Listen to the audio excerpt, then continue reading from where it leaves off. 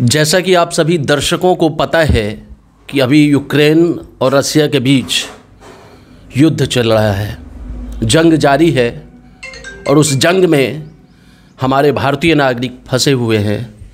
कई ऐसे छात्र हैं जो वहाँ से मेडिकल की पढ़ाई करने गए थे, जो अभी भी फंसे हुए हैं। कुछ नसीब वाले ऐसे हैं जो अपने घर वापसी कर लिए, घर आ चुके हैं। ये भारत सरकार की सफलता कहें, जो कुछ लोगों को जो यहाँ तक लाया गया है, उनका जो इवैक्यूएशन हुआ है, उसमें उनकी क्या भूमिका थी, क्या वहाँ जो फंसे हुए छात्र थे वो किस कंडीशन में थे, जो तत्काल उनके मन में भय था उसको उन्होंने कैसे फेस किया, मैं बात करूँगा। यूक्रेन से आए हुए हैं ये, और मधुबनी ज़िला के खोइर गांव है एक, जो राजनगर ब्लॉक में पड़ता है। छोटा सा गांव है, उस गांव के रहने वाले हैं और ये हमारे देश के भविष्य हैं, जो पढ़ाई करने गए थे, मेडिकल की शिक्षा ग्रहण करने गए थे यूक्रेन, और वहाँ युद्ध के बीच फंस गए। आज मैं उनसे बात करूँगा। क्या नाम हुआ आपका? अभिषेक कुमार झा मेरा नाम है। अभिषेक जी, सबसे पहले तो आपको बहुत बहुत बधाई कि आप सकुशल वापस आए। हालांकि आपको आपके पढ़ाई में क्षति पहुंची होगी, बीच में आपने रोक कर आ गया चूँकि सिचुएशन ऐसा था। उस क्षण को आप कैसे लेते हैं, कैसे याद करेंगे आप कि वो विकराल रूप, जो संकट का दौर था, उसमें ये था कि इधर कुआं इधर खाई, मौत सामने दिख रहा था। उस पल को कैसे याद करेंगे आप? सबसे पहली बात है कि ये लाइफ का एक बहुत ही बड़ा एक ऐसा सिचुएशन हो गया है कि कभी भूलना ना जा सकता है। और इस टाइम में बस एक ही सोच थी कि कैसे उस सिचुएशन से निकला जाए, क्योंकि वहाँ पे कंडीशन दिन प्रतिदिन ख़राब होती जा रही थी। तो हम लोग का वही था कि भारत सरकार हमारे लिए कुछ करे और हमें जल्दी से जल्दी यहाँ से रेस्क्यू करके निकाला जाए। और यहाँ पे जो बच्चे सब, जैसे और जो सिटीज़ में जहाँ पे बहुत ही ज़्यादा सिचुएशन बुरी थी, वहाँ पे बच्चे सब बहुत ही ज़्यादा पैनिक और वहाँ पे बंकर में भी फंसे हुए थे नीचे में, और उनको ना खाना का प्रोवाइड हो रहा था वहाँ पे अच्छा, ना वहाँ पे शेल्टर अच्छे थे, ना वहाँ पे कपड़ा, मतलब नेटवर्क भी वहाँ पे नहीं था और बात नहीं हो पा रही थी अपने फैमिली वालों से उन लोगों को। तो वैसे मैं तो एक अच्छे ठीक ठाक एरिया में था जहाँ पे नेटवर्क थी, तो बात हो रही थी फैमिली वालों से, लेकिन वही था कि कब कैसा सिचुएशन आ जाए, कब कैसा सिचुएशन ख़राब हो जाए, ये पता नहीं था। इसलिए यही था कि जल्दी से जल्दी वहाँ से निकल। आप किस यूक्रेन के किस शहर में थे आप? मैं था इवानो फ्रैंकिव सिटी है। अच्छा, वहाँ से कीव की दूरी, जो ज़्यादा पैनिक है, जो एरिया सबसे ज़्यादा वहाँ पे प्रॉब्लम है, वहाँ से कितनी दूरी पर है? और वहाँ के छात्रों से अगर आपकी बात होती होगी, जाहिर सी बात है यूक्रेन में हैं तो दोस्त बन ही जाते हैं, तो वो जो बात हुई होगी वो क्या प्रॉब्लम क्रिएट कर रहे हैं वहाँ पर? अच्छा, तो ये डिस्टेंस लगभग 1000 किलोमीटर से ऊपर है, ठीक है।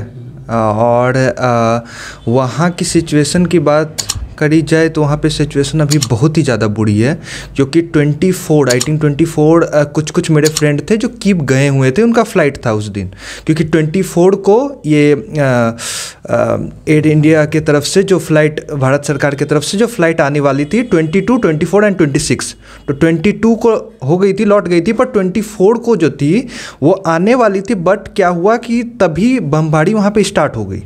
तो बमबारी वहाँ पे स्टार्ट हो गई, बच्चे सब वहाँ पे एयरपोर्ट पे जाके फंस गए। एयरपोर्ट पे जाके मेरे भी कितने सारे फ्रेंड्स थे जो फंस गए। अब वहाँ के जो इंडियन एम्बेसी थी, उन्होंने बच्चे को रेस्क्यू वहाँ से जो कुछ किया, निकाला और अपने जगह पे उन लोगों को रखा गया।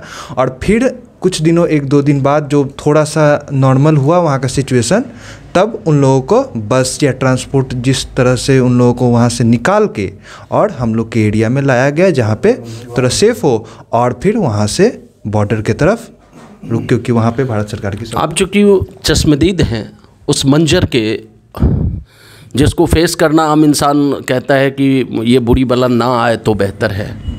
लोग नहीं चाहते हैं कि इस तरह के सिचुएशन को फेस किया जाए, या हैंडल करने की बात तो दूर है, लेकिन वहाँ से बहुत सारी ऐसी खबरें आ रही है, सोशल मीडिया के माध्यम से कि कई बार दूतावास में नंबर नहीं मिल रहा है, वहाँ छात्र लोग परेशान हो रहे हैं और वहाँ छात्रों को वो मुकम्मल व्यवस्था नहीं उसके लिए किया जा रहा है जो उनको चाहिए था।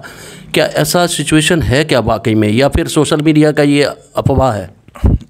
इसमें अब जहाँ जहाँ कुछ स्टेट है जहाँ पे सिचुएशन बहुत ही बुरी है, मीन्स वहाँ पे मिलिट्री इतना ज़्यादा वहाँ पे ऑपरेट कर रही है, पूरे स्टेट को अपने हैंड में ले ली है मिलिट्री वहाँ की।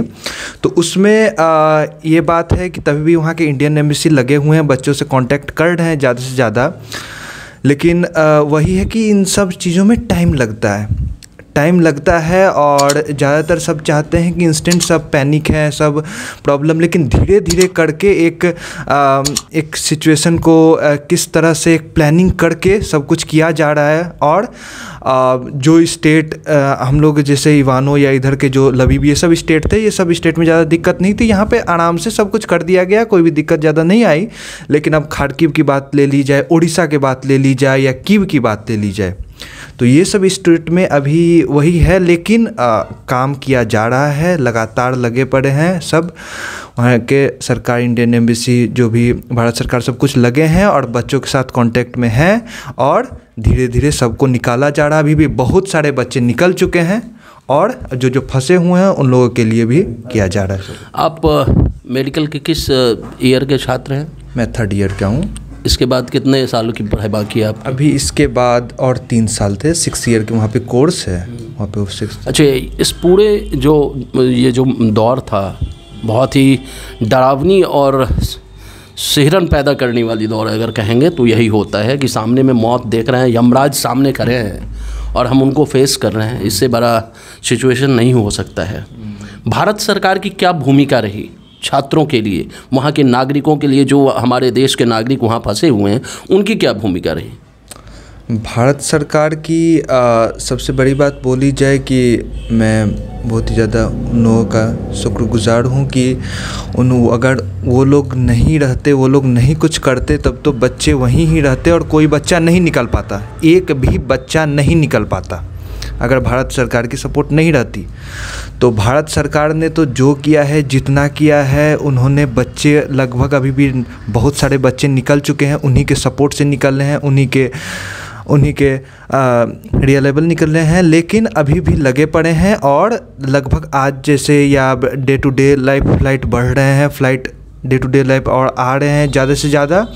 और भारत सरकार की जितनी कम तारीफ़ या जितनी कम बोला जाए उतना कम है, क्योंकि सीधी बात है कि उस सिचुएशन और अच्छे कंट्री, बड़े कंट्री अपने पब्लिक को सपोर्ट नहीं कर पा रही है वहाँ पे।